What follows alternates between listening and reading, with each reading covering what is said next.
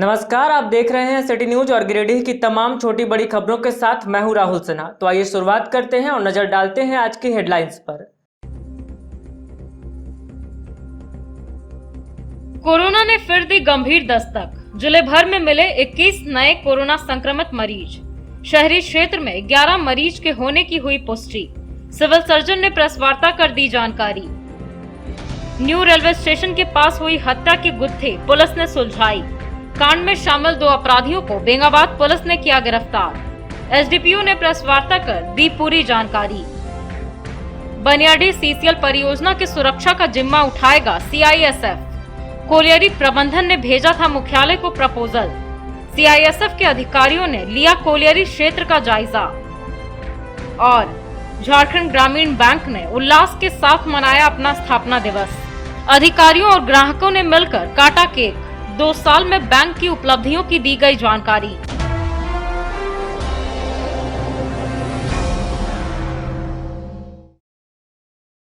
और अब खबरें विस्तार से। गिरिडीह जिले से कोरोना के 21 नए केस सामने आए हैं। इसको लेकर civil surgeon doctor Siddharth Sanyal ने प्रेस वार्ता कर जिले में 21 कोरोना संक्रमित पाए जाने की जानकारी दी। साथ ही इन्होंने जिले वासियों से कोविड गाइडलाइंस का पूर्ण रूप से अनुपालन करने और अफवाहों पर ध्यान न देते हुए कोरोना का टीका लेने की अपील की। लंबी छुट्टी के बाद एक बार फिर गिरिडीह में कोरोना ने दस्तक दी है। एक बार फिर गिरिडीह में 21 कोरोना संक्रमित सामने आए हैं। Civil surgeon doctor Siddharth Sanyal ने प्रेस वार्ता कर इसकी जानकारी गुरुवार को दी। इन्होंने कहा कि कई राज्यों के अलावे झारखंड में भी कोरोना के नए मामले सामने आ रहे हैं। गिरिडीह में भी कोरोना के एक्टिव केसेस 21 तक पहुंच चुके हैं, जिन्हें होम आइसोलेशन में रखा गया है। सिविल सर्जन ने जानकारी दी कि सदर अस्पताल में टेस्टिंग की सुविधा बढ़ा दी गई है। प्रतिदिन 1000 लोगों के कोरोना की जांच आर्टिफिशियल और ट्रूनेट के माध्यम से की जा रही है। डॉक्टर सान्याल ने बताया कि सरकार के आदेशानुसार गुरुवार से 45 वर्षीय और उसके ऊपर के सामान्य व्यक्तियों को भी टीका लगाया जा रहा है। उन्होंने लोगों से आह्वान किया कि 45 साल से अधिक उम्र के लोग जल्द से जल्द कोरोना का टीका लगवाएं। उन्होंने लोगों से अफवाहों पर ध्यान न देते हुए टीका लगवाने की अपील की है। बताया गया कि गिरिडीह जिले में फिलहाल 7 आइसोलेशन सेंटर बनाए गए हैं। इसके अलावे उन्होंने कहा कि जब तक पूरा देश कोविड-19 से मुक्त नहीं हो जाता है, तब तक हमें सावधानियां बरतनी बहुत जरूरी है। मीडिया के माध्यम से उन्होंने लोगों से mask, social distancing, hand sanitizer, साबुन से बार-बार हाथ धोने, साफ सफाई आदि का ध्यान रखने की अपील की है। कोविड-19 का सर्ज फिर से हिंदुस्तान के बहुत सारे राज्य में हो रहा है। हमारे राज्य भी अछूता नहीं। विगत 3 महीना से हम लोग के यहाँ केसेस नहीं निकल रहा था, लेकिन मार्च महीना में और के अंत में केसेस निकलना शुरू हुआ है। क्योंकि महाराष्ट्र जैसे लोग आ रहे थे, पहला केसेस वहीं से आकर के निकला था। अभी ट्रूनेट टेस्ट में हमारे यहाँ 21 पॉजिटिव केसेस निकले हैं, डिफरेंट प्रखंड और जिला अस्पताल लेकर के। तो ये सारे लोग अभी होम आइसोलेशन में ही रहने का उनसे जो बातचीत हुई वो पसंद करेंगे, क्योंकि शहर के लोग प्रबुद्ध लोग हैं, उनके होम आइसोलेशन का प्रबंध है। हमने टेस्टिंग को बढ़ा दिया है। राज्य से प्राप्त निर्देश में हमें रोज़ 1000 RT-PCR और 360 ट्रूनेट करना है। उस दिशा में हम लोग काम कर रहे हैं। साथ ही साथ हमारा वैक्सीनेशन कार्यक्रम भी चल रहा है, जिसमें आज से 45 से ऊपर उम्र के नॉर्मल व्यक्ति जो कोमॉर्बिड नहीं है उनको भी वैक्सीन देने के लिए हम आपके माध्यम से अपील कर रहे हैं। जो प्रखंड में जहाँ जहाँ वैक्सीनेशन प्रारंभ किया गया वहाँ जाकर के वैक्सीन देंगे।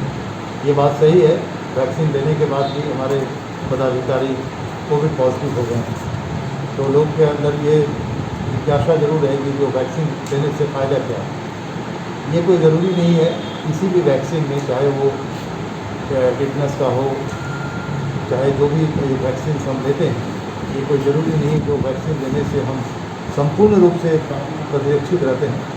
वो कुछ इम्यूनिटी ज़रूर देता है रोग के खिलाफ। नए वायरस के स्ट्रेन आएंगे, हो सकता है वो इन्फेक्टेड हो जाएं, लेकिन वैक्सीन लेना अनिवार्य इसलिए है, जब सारे लोग पूरे विश्व में वैक्सीनेटेड हो जाएंगे तो एक हार्ड इम्यूनिटी डेवलप करेगी, जिससे जो वायरस है वो उनकी मारण क्षमता उतना नहीं रहेगा। सर्दी खांसी जैसी बीमारी है कोविड, बहुत कम ही लोग उसमें अस्पताल में भर्ती होते हैं सिम्टम लेकर के, क्योंकि जो नॉर्मल फ्लू है ये भी कोविड-19 भी एक नॉर्मल फ्लू है। लेकिन इसमें देखा ये गया है कि जो लोग अस्वस्थ होकर अस्पताल में भर्ती होते हैं उसमें से भी कुछ लोग अत्यधिक बीमार पड़ जाते हैं, जिनको वेंटिलेटर सपोर्ट की ज़रूरत पड़ती है, दवा की ज़रूरत पड़ती है। लेकिन 99% लोग 98% लोग स्वस्थ होकर के निकल के आ रहे हैं। अभी हमारे हिंदुस्तान में रिकवरी रेट भी काफ़ी अच्छा हो गया है और हम उम्मीद करते हैं जो इस बार जो सर्ज हो रहा है उस पर भी हम लोग काबू पा रहे हैं। गिरिडीह में भी कोरोना संक्रमितों की संख्या बढ़ती जा रही है, लेकिन फिर भी लोग लापरवाही बरत रहे हैं। न सिर्फ आम आदमी बल्कि पदाधिकारी व जनप्रतिनिधि भी बगैर मास्क के घूमते नजर आ रहे हैं। कोरोना संक्रमितों के बढ़ते मामलों के बीच ऐसी तस्वीरें बेहद चिंताजनक है। जिले में कोरोना संक्रमितों की संख्या दिन प्रतिदिन बढ़ती जा रही है, लेकिन लापरवाही पूरे चरम पर नजर आ रही है। लोग बिना मास्क के सड़कों पर घूमते हुए दिख रहे हैं। वहीं सामाजिक दूरी का अनुपालन भी नहीं हो रहा है। बता दें कि यहाँ एक और पूरे जिले में 21 कोरोना पॉजिटिव है। वहीं शहरी क्षेत्र यानी निगम क्षेत्र में 11 कोरोना संक्रमितों की पुष्टि civil surgeon doctor Siddharth Sanyal ने की है। इनमें से 8 कोरोना पॉजिटिव एक ही परिवार के सदस्य व रिश्तेदार बताए जाते हैं। कोरोना से लोगों को बचाया जा सके, इसके लिए सरकार ने कई निर्देश जारी किए हैं। सभी लोगों के लिए मास्क पहनना जरूरी है। इसके अलावा सोशल डिस्टेंसिंग का पालन करने की बात कही गई है, लेकिन सरकार के आदेश की गिरिडीह में जमकर धज्जियां उड़ाई जा रही है। आम लोग बाजार में बगैर मास्क के ही घूम रहे हैं। इतना ही नहीं, आम लोगों के अलावा पदाधिकारी व जनप्रतिनिधि भी बगैर मास्क के बैठक कर रहे हैं। नगर निगम के उप नगर आयुक्त अपने चैम्बर में कुछ वार्ड पार्षदों व कर्मियों के साथ बैठक कर रहे थे। इनमें से किसी ने भी मास्क पहनना जरूरी नहीं समझा। बताया जाता है कि नगर निगम के एक कर्मी के परिवार के सदस्य भी कोरोना पॉजिटिव हैं। इसके बावजूद निगम के पदाधिकारी व कर्मी लापरवाही दिखा रहे हैं। इस बाबत civil surgeon doctor Siddharth Sanyal ने कहा कि जिले में 21 व शहर में 11 कोरोना संक्रमित हैं। इन्होंने लोगों से मास्क पहनने व सोशल डिस्टेंस का पालन करने की सलाह दी। वैक्सीन लेने के बाद भी आपको कोविड प्रोटोकॉल को फॉलो करना है। कोविड प्रोटोकॉल माने आप 2 गज की दूरी बना के रखेंगे, भीड़ भाड़ वाली जगह में नहीं जाएंगे और मास्क इस्तेमाल करेंगे जब भी आप घर से बाहर निकलें और घर जा कर के आप हैंड वॉश करेंगे, बीच बीच में हैंड सैनिटाइजर लगा के हाथ को धोते रहेंगे। ये जब तक पूरे विश्व कोरोना मुक्त नहीं हो जाता है तब तक ये मानक आपको मानना होगा। अभी हमारे ज़िले में, हमारे शहर में 12 एक्टिव केसेस हैं जो कोवैक्स से निकले हैं, जो होम आइसोलेशन में हैं और कुल ज़िले में 21 मरीज हैं विभिन्न प्रखंड को लेकर के। तो घबराने वाली कोई स्थिति नहीं हुई है क्योंकि सारे लोग एसिम्टोमेटिक हैं। एसिम्टोमेटिक परेशान ये करता है कि उनको कोई सिम्टम नहीं रहता है, इसलिए वो आम नागरिक की तरह घूमते फिरते रहते हैं, फिर दूसरे को देने का ये रहता है, चांस रहता है। इसलिए हम लोग ने टेस्टिंग को बढ़ा दिया है। तो नॉर्मल आदमी भी आकर के अपना टेस्ट करा लें कि कहीं वो कोविड से तो ग्रसित नहीं हो गए तो अपने को आइसोलेट कर दें तो बीमारी नहीं फैलेगी। सूचना है सर कि शहरी क्षेत्र में एक ही परिवार के 8 सदस्य। हाँ, ऐसा है, हुआ है एक, लेकिन वो एक ही जगह नहीं रहते हैं। परिवार उनका एक है, हाल ही में उनके यहाँ पर किसी की मृत्यु हो गई तो ये पता चला था। जो मृत्यु के उपरांत जो हम लोग जो रीति रिवाज से करते हैं उनके यहाँ पर शायद 17 तारीख या 18 तारीख को कुछ इस तरह का फंक्शन हुआ था, तो उसके बाद ही परिवार वाले ग्रसित हो गए। इधर नगर निगम के उप नगर आयुक्त रोहित सिन्हा ने कहा कि सभी लोगों को मास्क पहनना अति आवश्यक है। कहा कि कर्मियों से मास्क पहनने को कहा जाएगा। शहरी क्षेत्र सर, उसमें कोरोना पॉजिटिव की संख्या बढ़ रही है। इसके बावजूद अभी आपके निगम में कई कर्मी ऐसे हैं, ये वार्ड पार्षद लोग बगैर मास्क के एंट्री कर रहे हैं, आ रहे जा रहे हैं। आप भी मास्क नहीं पहने हैं, इस पर सर क्या करना? ऐसा है कि हम लोग लोकल आपको ये डिस्टेंसिंग मेंटेन किए हुए हैं और मास्क पहनने के लिए सबको अनिवार्य है, हमको भी पहनना अनिवार्य है, लोगों को पहनना है, तो सख्ती से पालन किया जाएगा। निगम के एक कर्मी है, उनका परिवार के 8 सदस्य कोरोना पॉजिटिव है और वो भी आ रहे हैं, तो क्या इसके लिए क्या कदम उठाइए निगम? हम लोग देख लेते विचार, उसके बाद समझ लेते हैं। होली के दिन न्यू गिरिडीह रेलवे स्टेशन के पास एक अधेड़ व्यक्ति का शव पाया गया था। इस मामले में 2 आरोपियों की गिरफ्तारी की गई है। गुरुवार को एसडीपीओ अनिल सिंह ने एक प्रेस वार्ता की और इस पूरे प्रकरण की विस्तृत जानकारी दी। होली के दिन न्यू रेलवे स्टेशन के पास हुए हत्या के गुत्थी पुलिस ने सुलझा ली है। घटना में शामिल 2 अपराधियों को छापेमारी टीम ने गिरफ्तार कर लिया है। इसकी जानकारी पुलिस लाइन में प्रेस वार्ता कर गिरिडीह सदर अनुमंडल पुलिस पदाधिकारी अनिल कुमार सिंह ने दी। इन्होंने बताया कि 28 मार्च को गादी स्थित न्यू रेलवे स्टेशन के पास रेलवे लाइन के बीच एक अधेड़ व्यक्ति का शव पाया गया था। बेंगाबाद थाना को सूचना मिलते ही पुलिस मौके पर पहुंची और शव को अपने कब्जे में लिया। इसको लेकर बेंगाबाद थाना में कांड दर्ज कर पुलिस अनुसंधान कर रही थी। एसडीपीओ ने बताया कि मृत व्यक्ति बेंगाबाद थाना क्षेत्र के बलीडीह निवासी था। थाना प्रभारी के नेतृत्व में छापेमारी टीम गठित कर लगातार छापेमारी और गुप्तचरों की तैनाती की गई। एसडीपीओ ने बताया कि गिरफ्तार किए गए आरोपी में 35 वर्षीय सुरेश राणा और 32 वर्षीय शनिचर राय ने कांड में शामिल होने के बाद स्वीकार कर ली है। दोनों अपराधी बेंगाबाद थाना क्षेत्र के निवासी हैं। श्री सिंह ने बताया कि आपसी विवाद को लेकर दोनों में पहले झगड़ा शुरू हुआ, जिसके बाद यह मारपीट में बदल गया। पुलिस ने इन दोनों के अलावे खून लगा गमछा समेत कपड़ा जब्त किया है। मौके पर बेंगाबाद थाना प्रभारी कमलेश पासवान, पंकज कुमार दुबे समेत अन्य पुलिसकर्मी उपस्थित थे। दिनांक 29/3/2021 होली के दिन गिरिडीह न्यू रेलवे स्टेशन तथा गादी पुल के बीच रेलवे ट्रैक पर एक व्यक्ति का शव मिला था। शुरुआत में उसकी पहचान नहीं हो सकी, लेकिन कांड अनुसंधान के दौरान उसकी शिनाख्त बुधन मुर्मू पिता स्वर्गीय विष्णु मुर्मू बलीडीह थाना बेंगाबाद के रूप में हुई। इस संबंध में बेंगाबाद थाना कांड संख्या 53/21 दिनांक 29/3/21 धारा 302, 201, 34 भादवी का कांड दर्ज किया अज्ञात के विरुद्ध दर्ज किया गया। कांड का अनुसंधान त्वरित गति से प्रारंभ किया गया।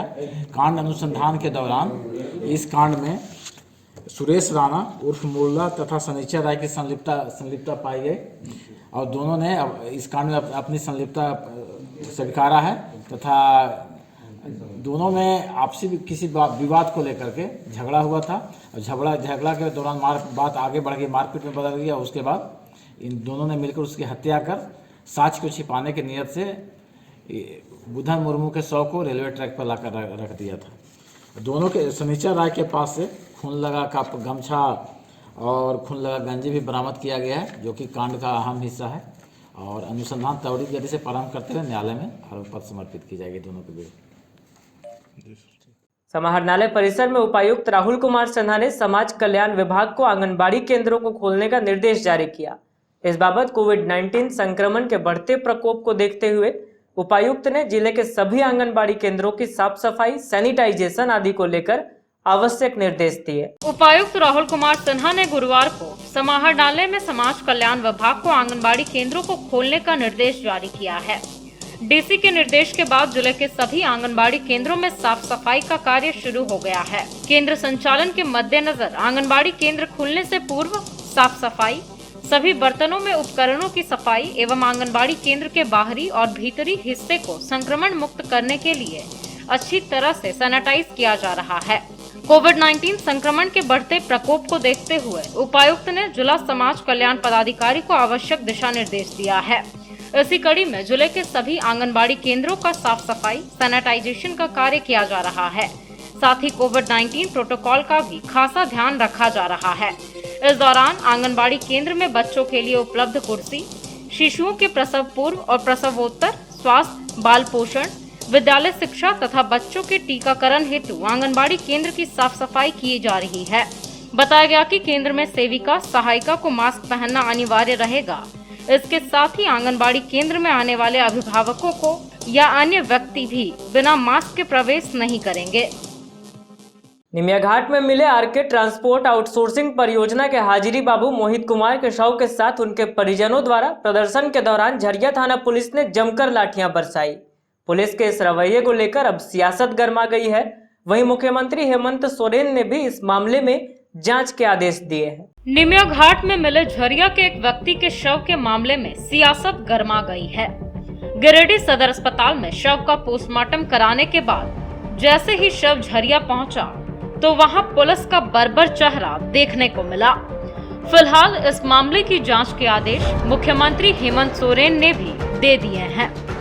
दरअसल ईस्ट बसूरिया निवासी आरके ट्रांसपोर्ट आउटसोर्सिंग परियोजना के हाजिरी बाबू मोहित कुमार के शव के साथ प्रदर्शन करने के दौरान झरिया थाना की पुलिस ने जमकर लाठियां बरसाई।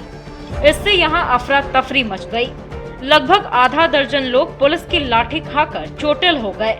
मृतक के परिवार वालों को जरा भी अंदेशा नहीं था कि उन्हें पुलिस के इस बर्बर चेहरे को देखने को मिलेगा।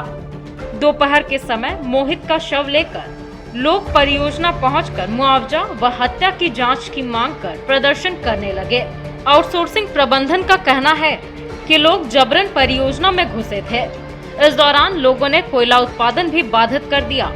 कुछ देर बाद आउटसोर्सिंग प्रबंधक अभिषेक सिंह, बोरागढ़ ओपी प्रभारी सौरभ चौबे से कैंप में आंदोलनकारियों की वार्ता होने लगी।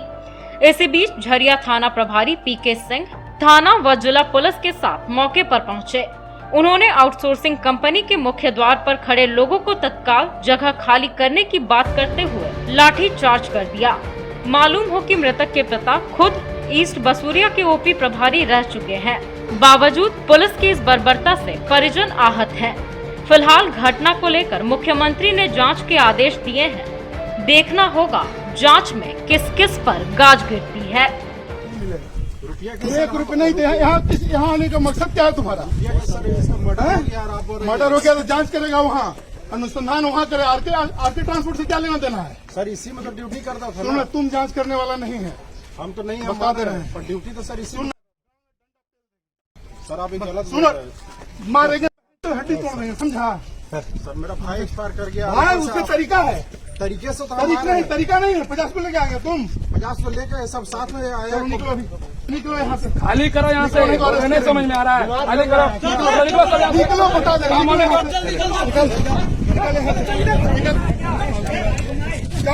खाली करो। कहाँ जा रहा है?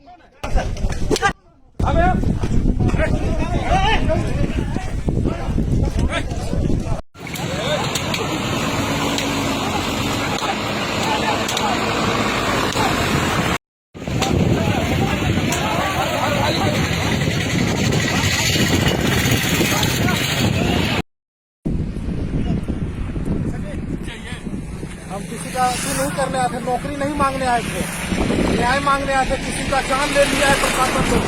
यह कंपनी का मैनेजमेंट मिल के मारा है और इसमें प्रशासन का मेरी भगत है।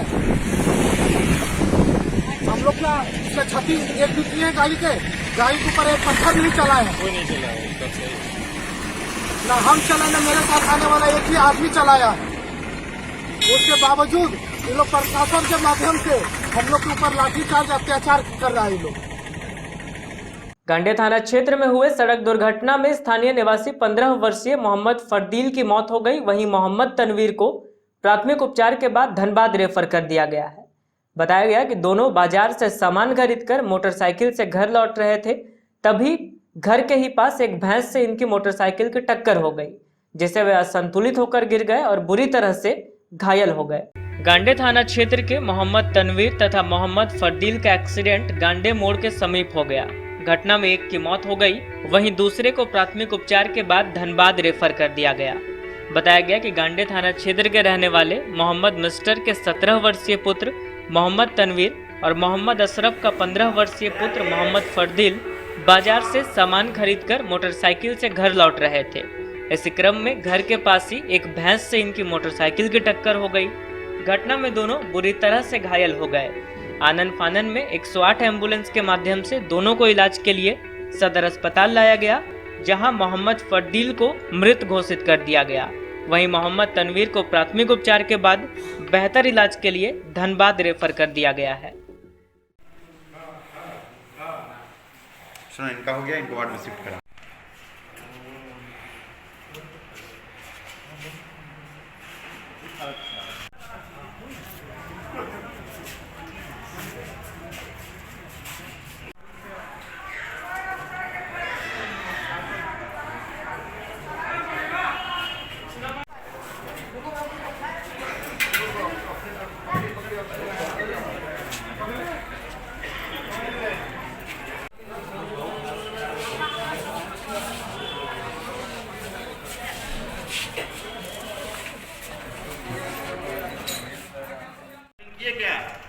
क्या नाम है?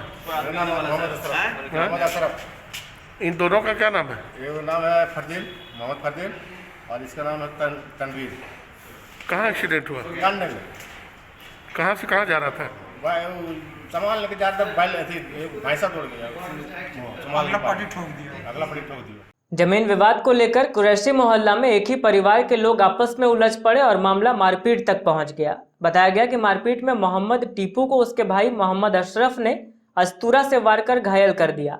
फिलहाल उसका इलाज सदर अस्पताल में चल रहा है। वहीं मामले को लेकर थाने में रिपोर्ट दर्ज करा दी गई। नगर थाना क्षेत्र के कुरैशी मोहल्ला में जमीन विवाद को लेकर एक ही परिवार के लोग आपस में उलझ पड़े और मारपीट हो गई। घटना में मोहम्मद टीपू घायल हो गए, जिनका इलाज सदर अस्पताल में चल रहा है। बताया गया कि कुरैशी मोहल्ला के रहने वाले मोहम्मद अशरफ के 23 वर्षीय पुत्र मोहम्मद टीपू पर उसके ही भाई मोहम्मद अफसर ने अस्तूरा से वार किया है। इस बाबत बताया गया कि मोहम्मद अफसर अपनी मां गुड़िया खातून से संपत्ति हासिल करना चाहता है और अक्सर इसको लेकर विवाद होता रहता है। इस बार उसने अपनी मां गुड़िया खातून पर अस्तूरा ब्लेड से वार करने की कोशिश की। बीच बचाव के लिए इनके भाई मोहम्मद टीपू आए तो मोहम्मद अफसर ने टीपू पर वार कर दिया। घटना में टीपू घायल हो गए, जिन्हें इलाज के लिए सदर अस्पताल लाया गया, जहां फिलहाल ये इलाजरत हैं। मामले को लेकर थाने में भी रिपोर्ट दर्ज करा दी गई है। बताया गया कि मोहम्मद अफसर की दबंग किस्म के लोगों के साथ दोस्ती है और वो अक्सर शराब के नशे में रहता है। मेरा नाम टीपू है, एमडी टीपू। कहाँ का रहने वाले? हाँ, कहाँ घर है? मेरा घर कुरैशी मोहल्ला हुआ। क्या हुआ था? हम लोग को कल से मेरा भाई निकाल लिया हम लोग को घर से 10 बजे से 11-12 बजे तक। हम लोग माँ को, बाप को, हमको निकालने के बाद बोला कि तुमको हम लोग रहने नहीं देंगे तुमको घर में। तो हम लोग बोले काहे भाई? तो बोला हमको ज़मीन का हिस्सा चाहिए। हमको ऐसे वैसे पूरा नशा में गोली उली एकदम खा के टेन दारू पी के हम लोग को खूब किया, मारना देना, जितना भी मारा उरा है सब हमको देखिए सर। आज क्या चीज़ से मारा है? क्या चीज़ से हमको आया था कि अस्तूरा मार देंगे, इसको जान मार देंगे, सांस काट देंगे, मेरा भाई नहीं रहेगा, सब जितना ज़मीन जायदाद हम लेंगे। तो हम रोकने गए, मेरा अम्मी को मारने गया, तो हमको जितना भी है देखिए यहाँ पर मारा हुआ है। क्या चीज़ से मारा? मारा अस्तूरा से मारा। एक अस्तूरा होता है ना, ब्लेड लगा हुआ, उसी से मारा है वो। कौन लोग मारे हैं? मेरा भाई अफसर, एमडी अफसर, ऐसे नाम है, एमडी संसाद उसका नाम है। कहाँ का रहने वाले हो? बस कुरैशी मोहल्ला मस्जिद के पीछे। सीआईएसएफ के सीनियर कमांडेंट और डिप्टी कमांडेंट ने बनियाडीह सीसीएल कोलियरी का निरीक्षण कर सुरक्षा का जायजा लिया। निरीक्षण के बाद अधिकारियों ने सीसीएल सर्किट हाउस में परियोजना पदाधिकारी व अन्य अधिकारियों के साथ बैठक भी की। सीआईएसएफ के सीनियर कमांडेंट और डिप्टी कमांडेंट ने बनियाडीह सीसीएल कोलियरी का गुरुवार को निरीक्षण किया। यहां अधिकारियों ने ओपन कास्ट परियोजना, कब्रिबाद माइंस, पीओ कार्यालय, मैगजीन समेत अन्य इकाइयों का निरीक्षण कर सुरक्षा का जायजा लिया। इसके बाद सीसीएल सर्किट हाउस में परियोजना पदाधिकारी व अन्य अधिकारियों के साथ इन्होंने बैठक की। इस संबंध में परियोजना पदाधिकारी एसके सिंह ने बताया कि सीसीएल की ओर से सीआईएसएफ जवानों की प्रतिनियुक्ति को लेकर प्रपोजल सीसीएल मुख्यालय में भेजा गया था। इसी प्रपोजल के आधार पर बीएनके से सीआईएसएफ के अधिकारियों ने सुरक्षा संबंधित जानकारी ली और बताया कि जल्द ही गिरिडीह सीसीएल में सीआईएसएफ जवानों की प्रतिनियुक्ति होगी, जिससे कोयला चोरी रोकने और अन्य समस्याओं को सुलझाने में मदद मिलेगी।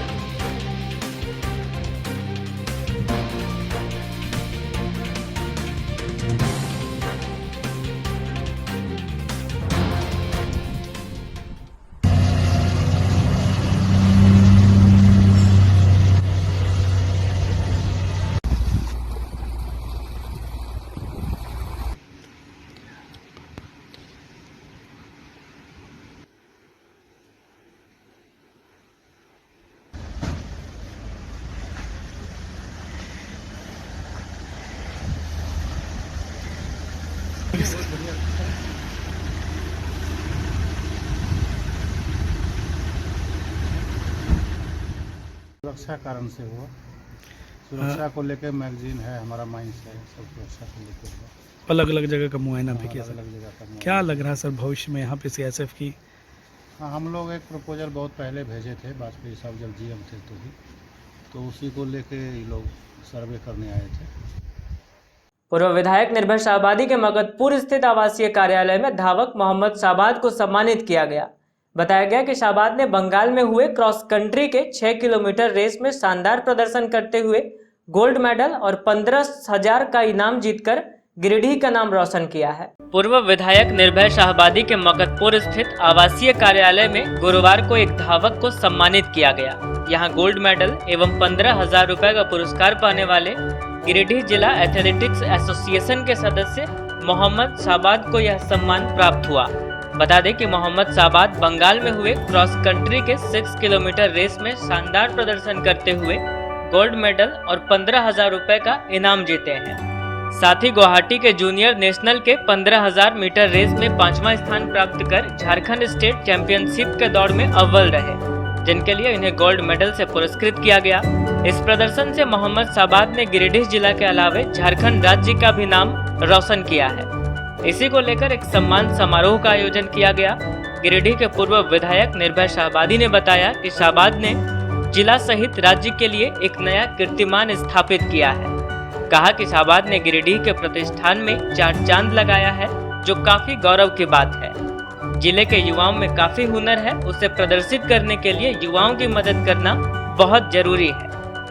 बता दें कि शाहबाद झारखंड राज्य के अलावे कई राज्यों में पहुंचकर अच्छे प्रदर्शन के बल पर पुरस्कृत हो चुके हैं। इन्होंने एथलेटिक्स के सेक्रेटरी समेत अन्य लोगों को धन्यवाद दिया।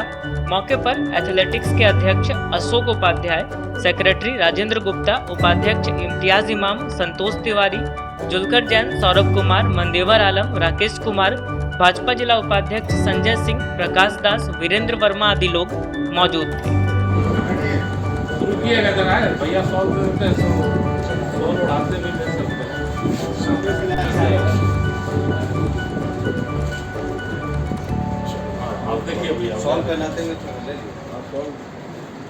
गिरिडीह के प्रतिष्ठा में 4 चांद लगा है। गिरिडीह एथलेटिक एसोसिएशन के एक नौजवान सदस्य ने एक नया कीर्तिमान स्थापित किया है। झारखंड के लिए बहुत गर्व की बात है। 1500 किलोमीटर नहीं 6 किलोमीटर के मैराथन में जो बंगाल में हो रही थी आयोजित, और झारखंड के प्रतिनिधि के रूप में उन्होंने भाग लिया है। गिरिडीह का बच्चा मोहम्मद सादाब, उन्होंने गोल्ड मेडल हासिल किया। आज हम लोगों को सौभाग्य इस बात का है कि हम लोगों ने उनको सम्मानित करने का काम किया, उनके हौसला को हम लोगों ने बढ़ाने का काम किया। लगभग 60% यहाँ पे युवा वर्ग हैं गिरिडीह जिले की बात मैं करता हूँ। तो आज गिरिडीह एथलेटिक एसोसिएशन समेत जितने भी खेल जगत में जो भी संस्थाएं जुड़ी हुई हैं, उनको आगे बढ़ करके ऐसे युवाओं के अंदर से प्रतिभा का तलाश करके उनको आगे बढ़ाने की आवश्यकता है। मैं इतना ही इस अवसर पर कह सकता हूँ कि ऐसे कार्यों के लिए आपका यह भाई निर्भय शाहबादी हमेशा हर स्तर पर तत्पर रहेगा, सहयोग करेगा। मेरा नाम मोहम्मद शाहबाद। मैं सबसे पहले अपने सेक्रेटरी गुप्ता सर को बहुत बहुत धन्यवाद देना चाहता हूँ, जो हर वक्त मेरे सपोर्ट में बाहर आते हैं, और उसी के चलते आज मैं यहाँ तक पहुँचा हूँ। और ये 6 किलोमीटर मैराथन हुआ था बंगाल में, जिसमें मैं गोल्ड मेडल प्राप्त किया, और उसमें 15,000 नगद केस किया। झारखंड स्टेट लेवल हुआ रांची में, वहाँ पर गोल्ड मेडल प्राप्त किया 1500, और असम में जूनियर नेशनल हो रहा था, उसमें पार्टिसिपेट किया और फाइनल में 5th पोजीशन। आगे का क्या प्लान? और आगे का मेरा है इंडिया खेलना, एशियन गेम, ओलंपिक।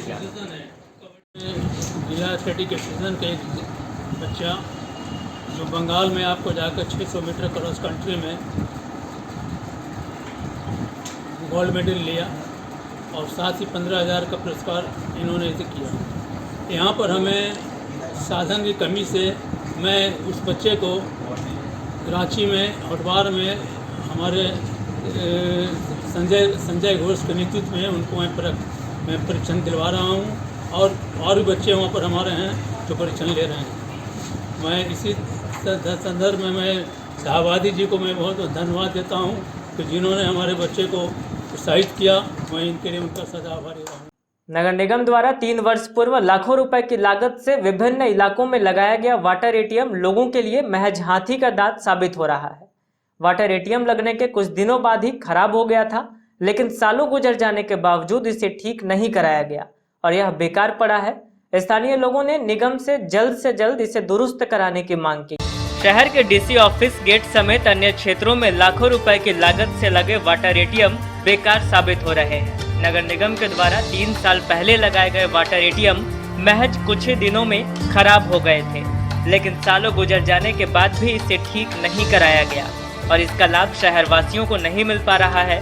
आलम यह है कि इस भारी गर्मी में भी लोग शहर में पानी के लिए परेशान रहते हैं और बोतल बंद पानी खरीद कर पीने को मजबूर हैं। इस बाबत लोगों ने बताया कि ये आम आदमी के टैक्स के पैसे की बर्बादी है। निगम के कर्ता धर्ता ने बिचौलियों के साथ मिलकर घटिया वाटर एटीएम लगवाया और पैसे का बंदरबाट कर लिया।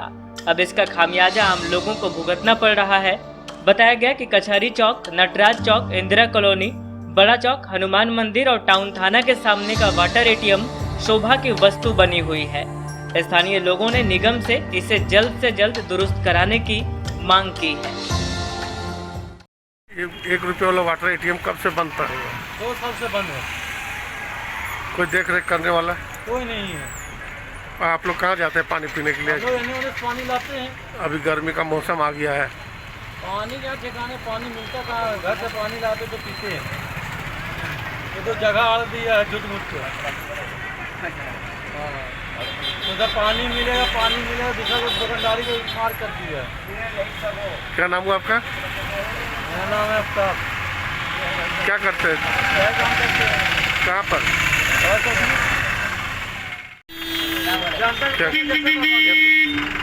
पानी का एटीएम लगा हुआ, क्या पानी मिलता है यहाँ? पानी कहाँ मिलता है? 2 साल से बंद है। हम लोग पूरी दवाई काम करते हैं, प्याज भी लगता है तो इतना दूर जाते हैं पानी पीने के लिए, होटल में ले जाते हैं।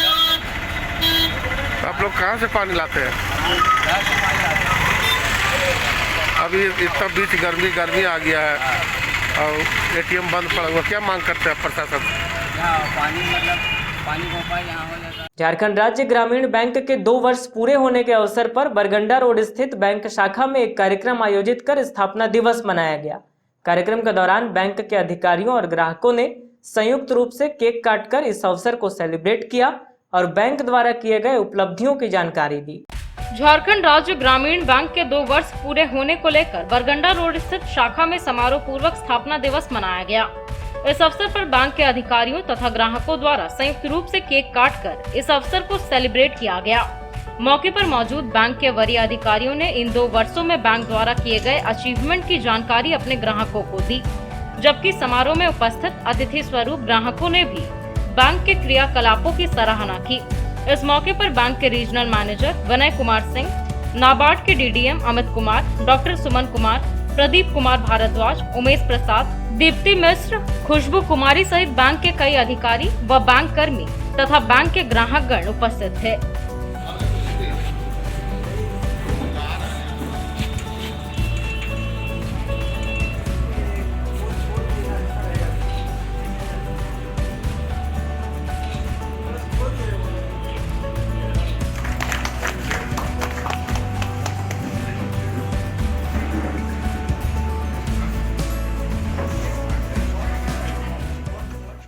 सर, सबसे पहले क्या है कि क्षेत्रीय ग्रामीण बैंक 1976 में सबसे पहले काम करना चालू किया और ये हमारा जो बैंक है गिरिडीह क्षेत्रीय ग्रामीण बैंक 1984 में अस्तित्व में आया। बट ये सारा ग्रामीण बैंक मिलके हर एक जिला में 4 ग्रामीण बैंक हम लोग का इधर था और 4 ग्रामीण बैंक कुल मिला के 8 ग्रामीण बैंक यहाँ पे काम कर रहा था।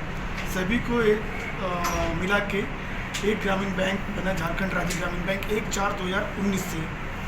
उसके बाद सबसे पहले इसके पहले ये जो 4 ग्रामीण बैंक था और बैंक ऑफ इंडिया के स्पॉन्सरशिप में काम कर रहा था और 4 ग्रामीण बैंक स्टेट बैंक के स्पॉन्सरशिप में काम कर रहा था। ये सबको मिला के स्टेट बैंक के स्पॉन्सरशिप में नए बैंक का गठन हुआ 1/4/2019 को। और जब से ये बैंक ये में आया है, अस्तित्व में आया है, तब से खास के जनधन खाता खोलने में का काम हो या जो समाज के सबसे नीचे तबके के लोग को सेवाएं देने का काम हो और NRLM के क्षेत्र में फाइनेंसिंग करने का काम हो, जो कि अभी महिलाएं, ग्रामीण महिलाओं का एक समूह जो को जो वित्त दिया जाता है समूह के रूप में, उसमें सबसे अग्रणी भूमिका निभाता है। और आपको कोई भी तरह का कंप्लेन का मौका नहीं देते। आज के डेट में भी मेरे पास कोई भी कंप्लेन पेंडिंग नहीं होता है।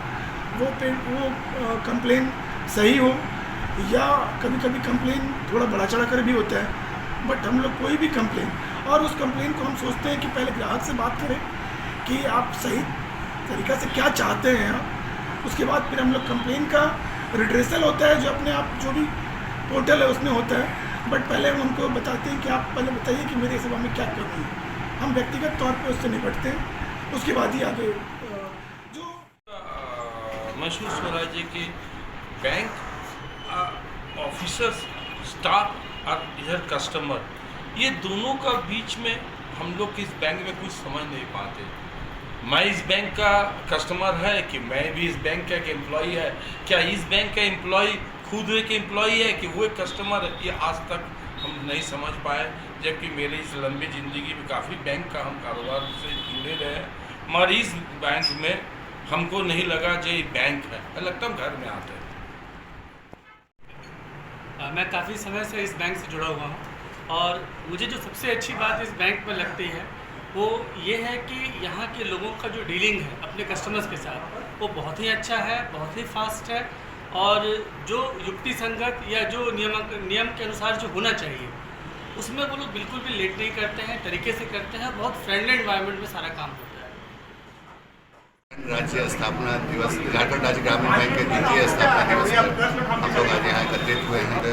अभी जो हमारा बैंक है ये लगातार अपने लक्ष्य को पिछले 2 साल से, जो लक्ष्य 5 साल का लक्ष्य हमारे चेयरमैन साहब ने रखा है, और 2 साल का लक्ष्य हम लोग अचीव करके आ रहे हैं। और आगे उम्मीद है जैसा विजन लेकर चेयरमैन साहब चले और जैसे लीडर मिली है, जिस ढंग से वो काम कर रहे हैं कि वो कमाई का हर एक साधन हम लोग का बैंकिंग सुविधा से हो, लोन से हो, डिपॉजिट से हो, डाटा के हो, इसके अलावा जो क्रॉस सेल के माध्यम से हम सारी सुविधाएं, जो भी वित्तीय सुविधाएं हम दे रहे हैं, हम लाइफ इंश्योरेंस के क्षेत्र में काम कर रहे हैं, हम जनरल इंश्योरेंस के क्षेत्र में काम कर रहे हैं, हम छोटी छोटी बीमा के क्षेत्र में काम कर रहे हैं, हम ATM सुविधा दे रहे हैं, मोबाइल बैंकिंग की सुविधा। ईश्वर स्मृति भवन में गुरुवार को अखिल भारतीय बहुभाषी नाटक, लोक नृत्य, शास्त्रीय नृत्य और मॉडर्न नृत्य प्रतियोगिता को लेकर एक प्रेस वार्ता आयोजित की गई।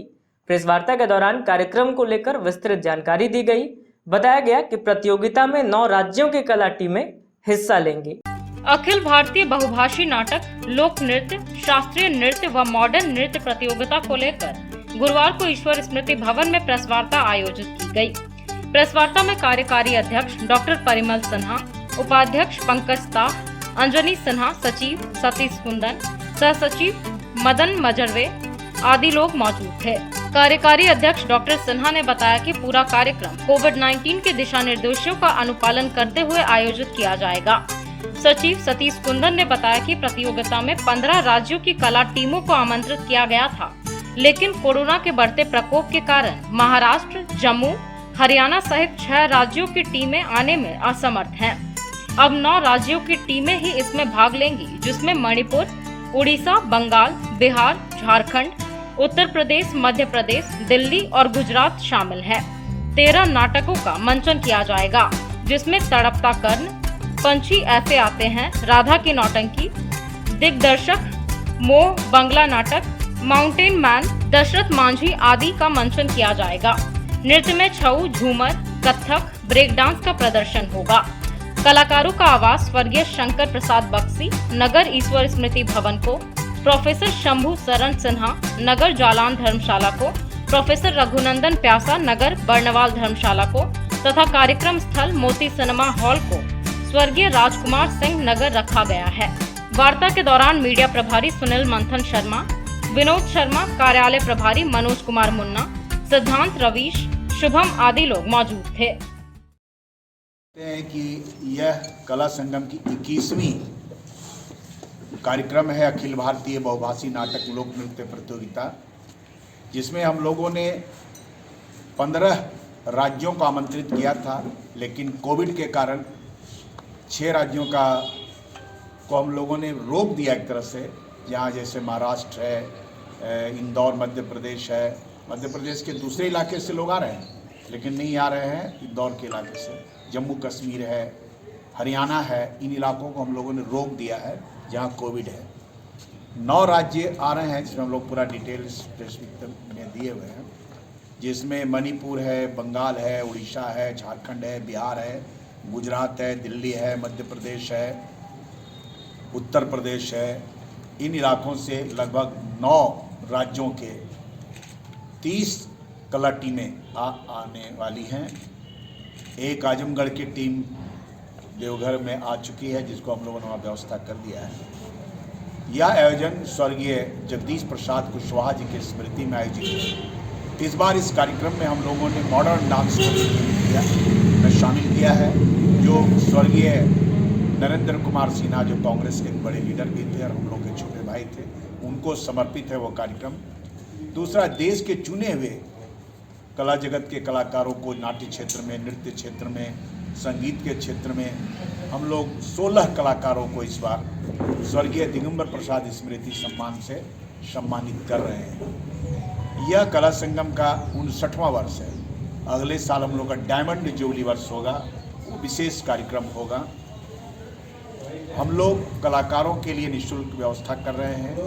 हम लोग कोविड-19 का पूरी तौर पर पालन करेंगे, सैनिटाइजर की व्यवस्था करेंगे। हम दर्शकों से अपील कर रहे हैं कि वो मास्क लगा करके उस कार्यक्रम में शामिल हों। वहाँ हम लोग सारी व्यवस्था भी रखेंगे, अपनी ओर से पूरी सावधानी के साथ कोविड के नियमों का पालन करते हुए कार्यक्रम करेंगे।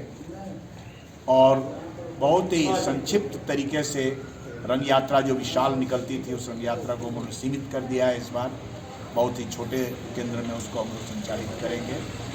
तो रंग यात्रा के जो आकर्षक रहेंगे इस बार, इसमें झूमर और छऊ नृत्य तो रहेंगे ही। नाटकों में मशहूर नाटक तड़पता कर्ण, पंछी ऐसे आते हैं, इस तरह के मशहूर लेखकों के नाटक आपके सामने प्रस्तुत किए जाएंगे। कुल 13 नाटक आपको देखने को मिलेंगे। 5 भाषाओं का यहाँ प्रदर्शन होगा, जिसमें असमिया है, उड़िया है, मणिपुरी है, हिंदी है। इन 5 भाषाओं में बंगाली है।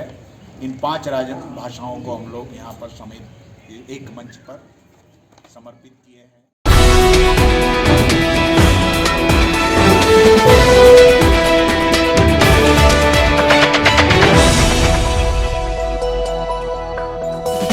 गांवा थाना क्षेत्र के कहुआई पुल के नजदीक सड़क हादसे में एक महिला बुरी तरह से घायल हो गई। घायल महिला को इलाज के लिए गिरिडीह सदर अस्पताल लाया गया है। बताया गया कि गुरुवार को बाइक में पीछे बैठी महिला अचानक गिर गई, जिसमें वह गंभीर रूप से घायल हो गई। घटना के बाद 108 एम्बुलेंस के माध्यम से महिला को गांवा CHC ले जाया गया, जहां पर प्राथमिक उपचार के बाद डॉक्टर काजिम खान ने बेहतर इलाज के लिए महिला को गिरिडीह सदर अस्पताल रेफर कर दिया। इस बाबत बताया गया कि डोमचांच निवासी ममता देवी अपने पति सत्यनारायण शर्मा के साथ अपने ससुराल मालडा से डोमचांच जा रही थी। जाने के क्रम में कहुआई पुल के समीप अचानक पीछे बैठी महिला गिर गई, जिसमें वह गंभीर रूप से घायल हो गई। फिलहाल महिला का इलाज सदर अस्पताल में चल रहा है।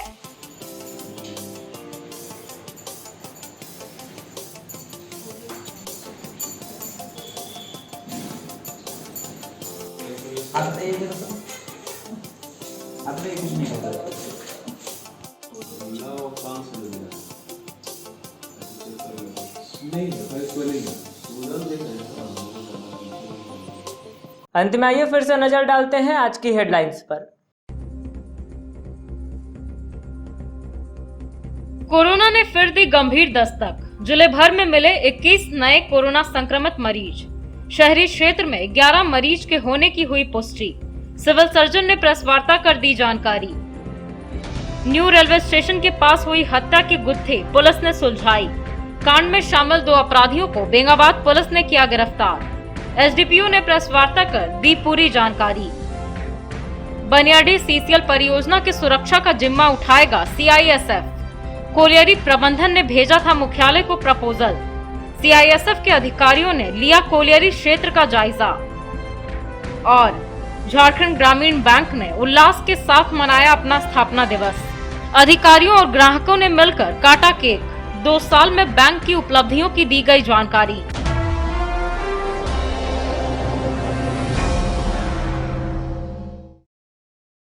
तो आज के अंक में बस इतना ही। अगले अंक में फिर होगी मुलाकात कुछ अन्य खबरों के साथ।